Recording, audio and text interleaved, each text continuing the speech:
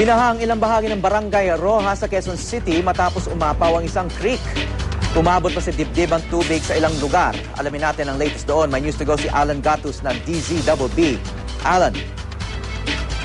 Nag-overflow ang Lagarian Creek sa Gomamela Street, Barangay Rojas, Quezon City. Umabot sa dibdib ang tubig. May ilang area sa na hanggang baywang ang tubig. Wala pang ilikas pero may mga nakaredy ng mga bangka na pang-rescue sakaling kailangang ilikas sa mga residente. Katwira naman ng ilang mga residente na ayaw lumikas ay sanay na raw sila sa ganitong klase ng pagbaha dahil mabilis din naman daw itong umupa. Mananatili lang daw muna sila sa itaas na bahagi ng kanilang bahay at hihintayin na tuluyang bumaba ang baha sa kanilang lugar.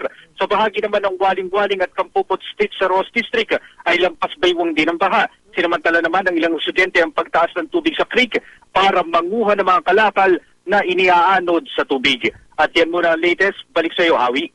Maraming salamat, Alan Gatus.